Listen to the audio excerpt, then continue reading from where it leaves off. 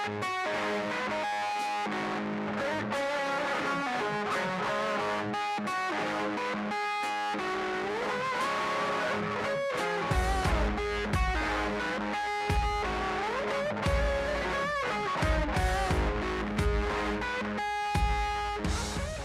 going on, everyone? Welcome back to Riding with Danny. In today's video, we're going to be further upgrading the lighting in my 2023 4Runner TRD Pro.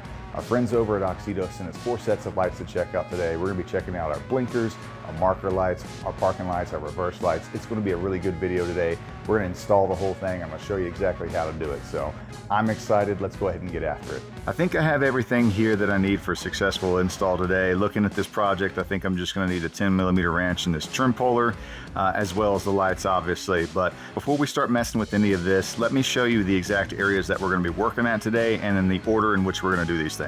This is our headlight assembly. So inside of this, we're going to be changing out our indicator bulb right here, as well as the marker light over here on the side.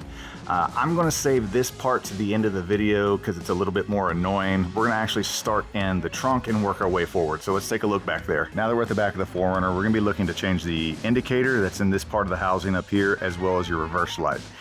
I'm gonna be honest, like the reverse lights in the 4Runners are probably like the worst lights ever, so this AUXITO reverse light upgrade is going to be huge for this thing, and it's really gonna help me when we're out in the middle of nowhere at night trying to back up. Let's take a look how we get access into the housing. So in the cargo area, when you open your hatch, you look to your left or the right. On your driver's side or your passenger side, you're gonna see these little panels in here.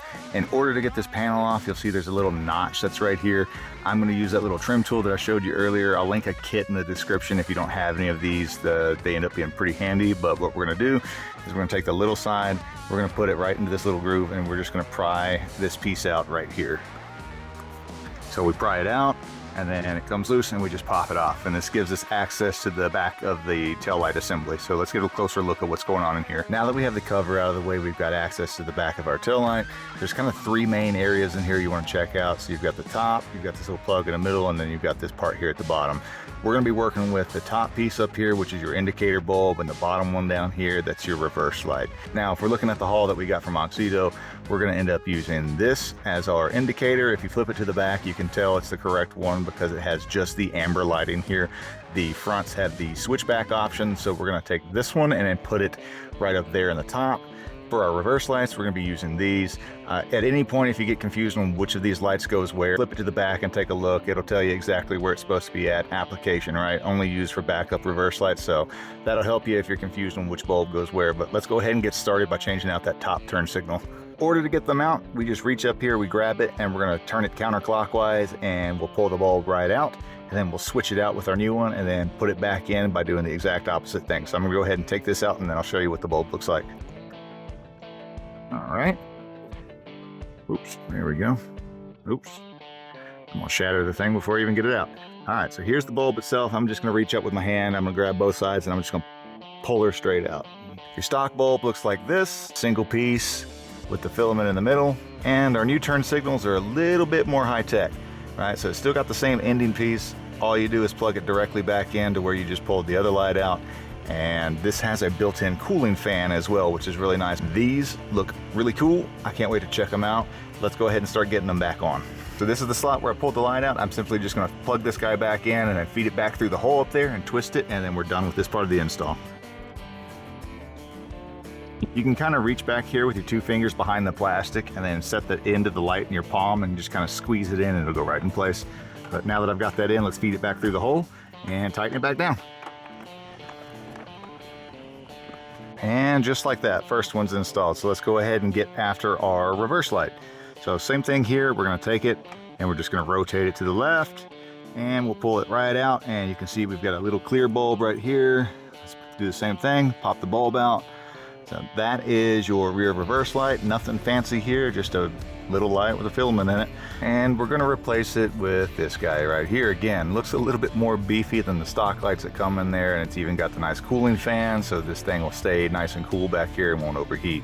If you guys know anything about the reverse lights in the 5th Gen 4Runner, you already know that these things are absolutely terrible. So I would almost say that this is a must upgrade for just safety alone. Most of the time when people get in accidents, it's for backing up. So if we can see clearer, we're less likely to bump into things. So definitely recommend this. I'm gonna go ahead and put this bad boy in, and then we're gonna compare the stock to these brand new ones. Boom, just like that. All right, let's check them out. All right, so this is the driver's side where we still have our stock indicator. As you can see, it looks like on camera you can kind of see it, but it's not very bright, but you can tell it's flashing. Now, if we move on over to our passenger side, look at the difference there. Like, that indicator bulb is so much brighter. This is full daylight shining in from the back of my garage right into the back of the 4Runner. Overall, I'm pretty impressed. I know it's a little bit difficult to see the reverse lights during the day, but we're gonna get a good comparison shot, like a side-by-side tonight. All right, so that wraps up the install back here in the rear. Overall, this is super simple, very easy to do. Takes like 5-10 minutes at the most if you're struggling to get these in and out. But now that we're done, I'm gonna put this panel back on and we're gonna move on up to the front. All right, now for the slightly more annoying part. It's not that bad, it's just not as easy as the back, but to start it out, these are the bulbs that we're gonna use now. So we have our remaining switchback lights here. Again, you can check the back of it, see amber white switchback. We know these are for our front headlights. And then we have our marker light bulbs. So again, all we have to do is get access to these things and plug these bulbs in. It's been pretty straightforward so far, but let me show you where the annoying part's gonna come in. All right, this is what makes this part annoying. So behind the headlight assembly, you can actually get to like your high beam, but your marker light and your turn signal are back here behind this piece of plastic. So from inside the engine bay, you actually can't even get to it. This is what's going to make this annoying. This little plastic trim piece that's right in here, you're gonna have to loosen that and pull it away from the plastic body in order to feed your hand up to get to the rear of this. So in order to get this part off, we're gonna use that 10mm wrench right here, and we're gonna undo all of these bolts. So there are 3 right here, 1, 2, and 3 that we're gonna undo, and then we're gonna undo the one on the bottom. I'll show you the one on the bottom, but this is why it's a little bit more annoying than the back. It's still not bad. You just gotta peel this back and reach your arm up in there and do the bulbs that way. But let's go ahead and take these off and get this dried up mud everywhere.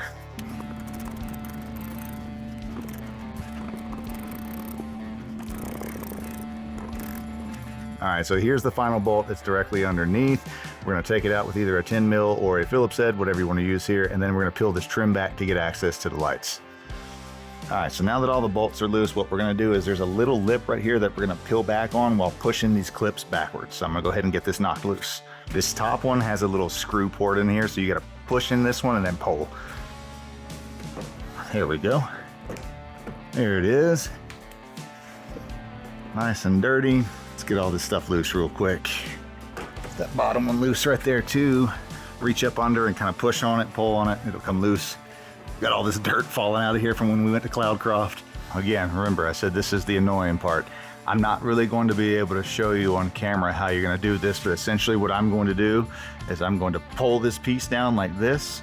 I'm gonna reach my left arm way up in there to the top where this marker light is up here, and then I'm gonna feel for the 2 bulbs. I'm gonna undo them, I'm gonna pull them down, and then using the same method I used before with the lights, I'm gonna put the bulb kind of in my palm, and I'm gonna use like almost like a syringe motion to kind of feed that back in there. But I'm gonna go ahead and do this, and then we'll take a look at what the lights look like. All right, so I've got the indicator bulb now put in.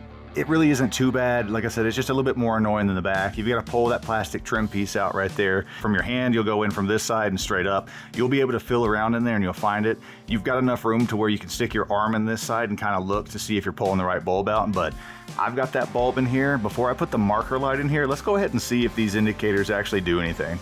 All right, so before I turn these lights on, I just wanted to show you kind of what we're looking at here. So in the frame right now, you can see my soft box that I use for lighting over there on the left, and I've got full sun blasting in the back of the garage. So kind of paint the scene for you here so you can see what we're looking at. I left it like this because I wanted to show you just the lighting. Again, remember, a lot of sunlight coming in the back of the garage and the soft box up there. Look at what these look like. Right off the rip. Just look over to the right where we just put that new indicator in there and look how much brighter they are flashing than over there on the left side. Let's take a closer look at them. All right, so on this side we have our stock indicators, and then on this side we have the indicators by AUXITO.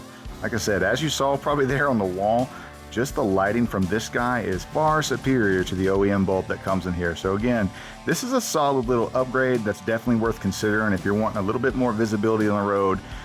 You can never get enough safety. That being said, let's go ahead and get these marker lights put on here. All right, guys, so I'm not gonna lie to you. Getting this little guy out of that spot up there is the most annoying part of this job. It's definitely doable, hence why it's in my hand right now, but not very fun. I would recommend having some finger dexterity in this one because the tight spaces and the limited turn you get on this thing, you're gonna need every bit of strength that you can get to turn this bad boy. But here's the bulb. Let's take a look at the new one. I'm gonna go ahead and fight to get this bad boy put back in there, and then we'll take a look at these marker lights. Dang, oh dang, guys. So something terrible happened when I was trying to put that marker light back in. There's the marker light. There's the new light. Nice and secure this time.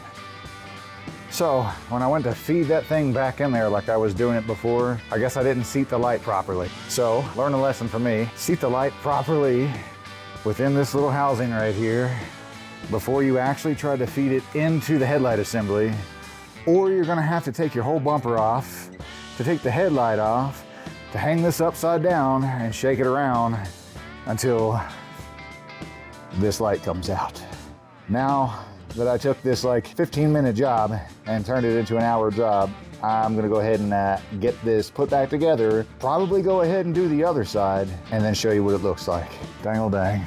All right, so before I put this mess back together, I wanna go ahead and show you the marker light.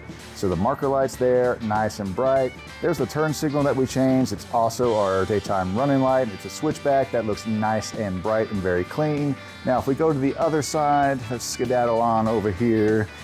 We can see, oh yeah. I looked at this and I'm confused. I'm like, why does that bulb look different than the other ones? Because I haven't changed it yet, crazy. But all right, this is the side that's still stock. As you can see, the marker light not very bright, and our turn signal is not switchback, it's just an amber light, so you can see it's very dim. These things are nice. I'm gonna go ahead and put this whole thing together, and then we're gonna take a look at everything.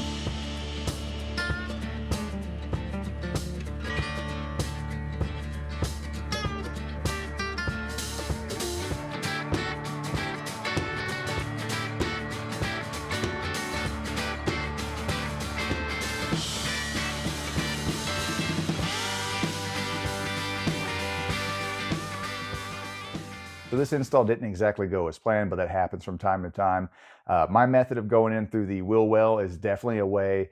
May not be the best way for you, as it turns out, some user error on my part. It wasn't the best way for me this time. If I had to do it all over again, I would probably recommend just taking the whole bumper off to get easier access to those lights. If you don't know how to do that, I'll tag a video that I did for my Fang lights that I showed the exact way to get the whole bumper off, so that might be useful to you.